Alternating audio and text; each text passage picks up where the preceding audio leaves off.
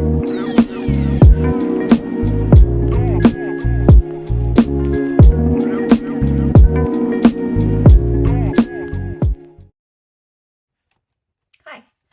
welcome back. So after I posted my first video, if you haven't gone and watched that one, go ahead and check that out. I'll leave a link down below.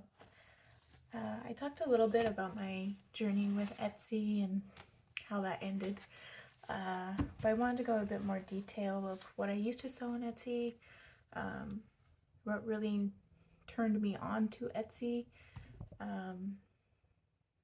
and all of that. If you guys have any questions or comments, go ahead and leave them in the comments below. I'll be happy to answer.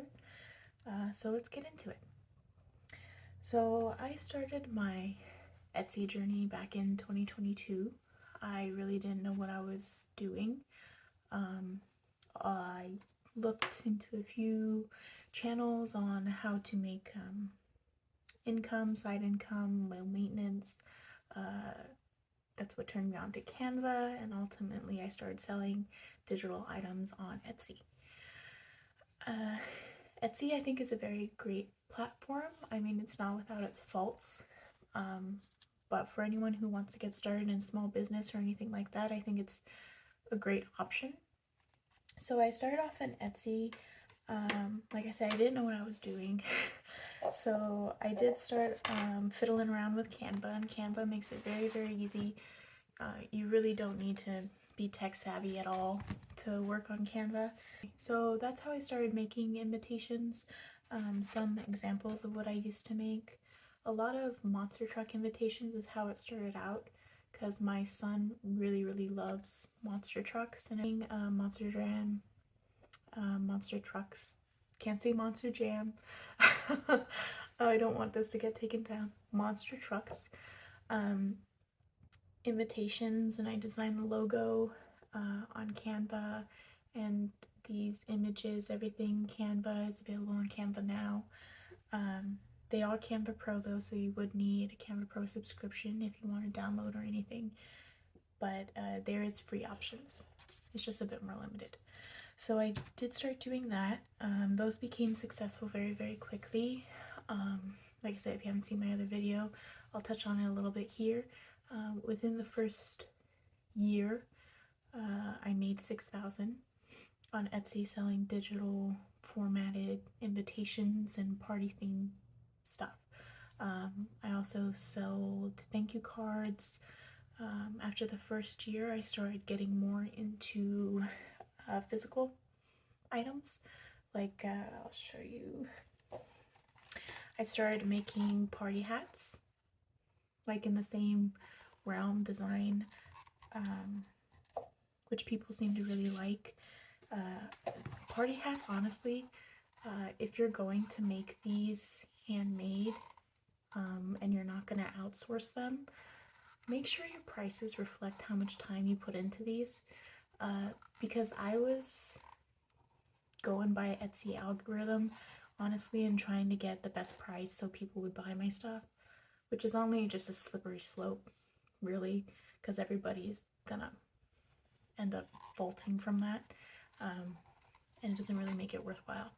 So when I made these took, honestly, I would say 2 days, pretty much straight of working on these. I would print them out. I used a party hat template, and then I filled in my design around it. I would print them out. Cutting took, I think, about 2 hours if you're doing like a 24 quantity order. And then just putting together, attaching the string, took forever. So make sure your prices really reflect on this. Put the price that it took you to make it. Your time counts also, not just material. I also started making thank you cards. I made these digital. I'm starting to make these, as you can see, physical. I started listing these on Amazon Handmade, so hopefully those go well. But I did have those digital on Etsy, and I also started making these flags, which were really popular. these racing flags. So this flag I would buy on Amazon. It would just be blank. Buy them on Amazon. They would come in a pack like this. I would buy iron-on, printable iron-on. I'll leave links to all the stuff I use to make this. I would use printable iron-on. So I would just print it out, regular inkjet printer.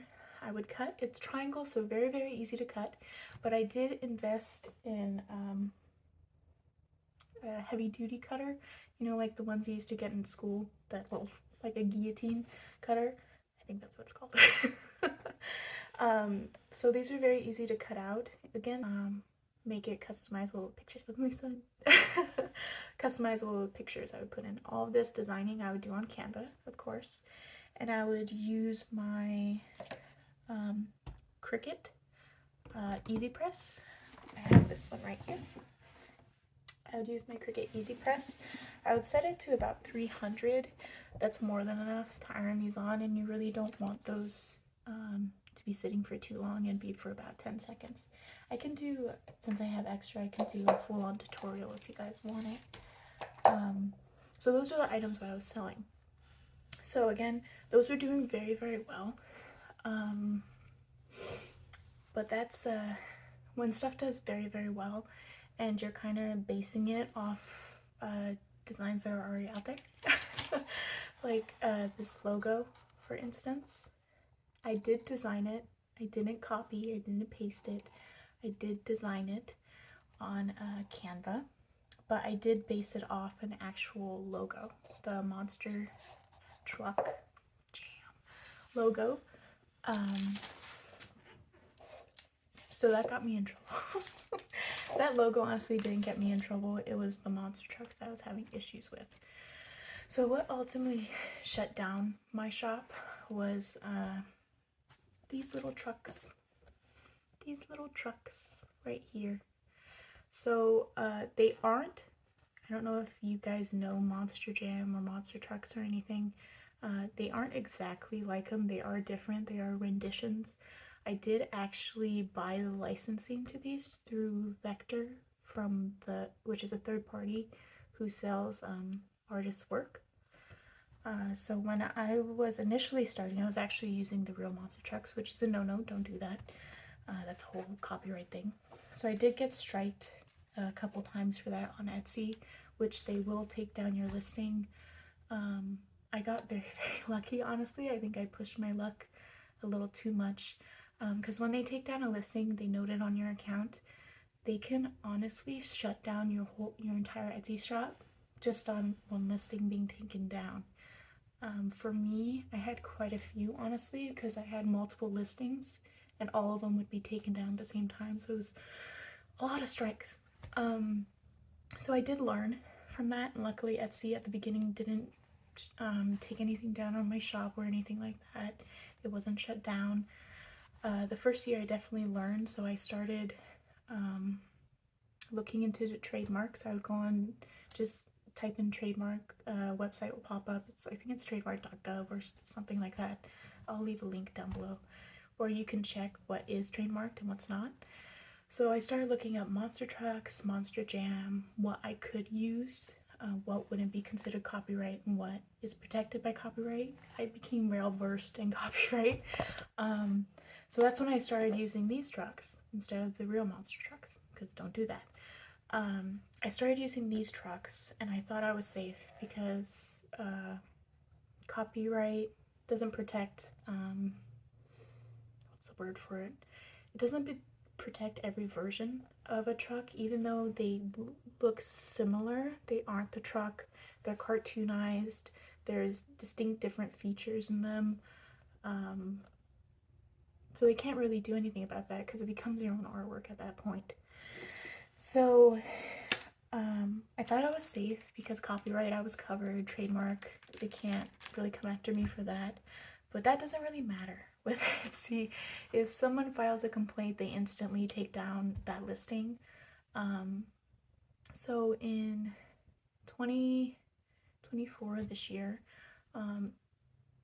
the start of February, I got another strike from you know who.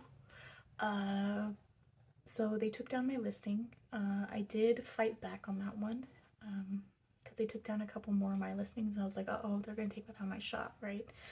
So so I did fight back on that one. I messaged the complaintee, and I messaged Etsy, listing a bunch of trademarks and how it's not copyright and everything like that. And the complainee party actually did withdraw their complaint, and Etsy said I could post those. But then at that point, I think about a week later, they took down my shop because of that complaint.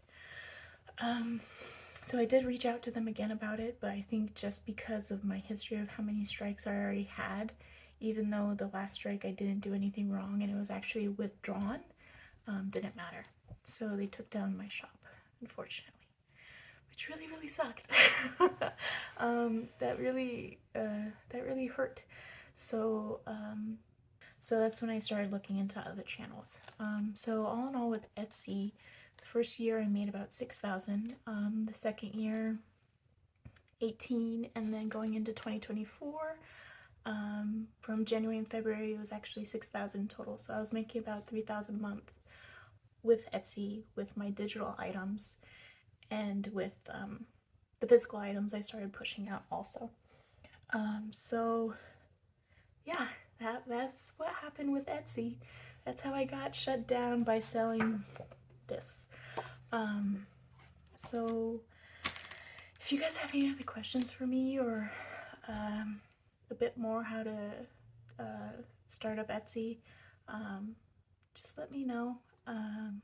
Unfortunately, when your shop gets closed down with Etsy, you can't sell anymore, even if you open a new my son's awake. Even if you open a new store, they won't, because they actually track your IP. So anyone associated, like let's say my husband had his own store, they would shut that down too, because it's coming from the IP, which really sucks. And you also can't buy from that anymore, so sad. But yeah, that's how I go on another channel. So I think going forward with this channel, I'm still up in the air of what I want to do. If you guys want more story times, let me know. I think I will start posting how I made certain products. So if you're planning a birthday party, maybe you can use them, or if you want to use it in your own store, go ahead. So yeah, let me know what you want to see down in the comments, and I'll try to keep posting. See you later. Thanks for watching.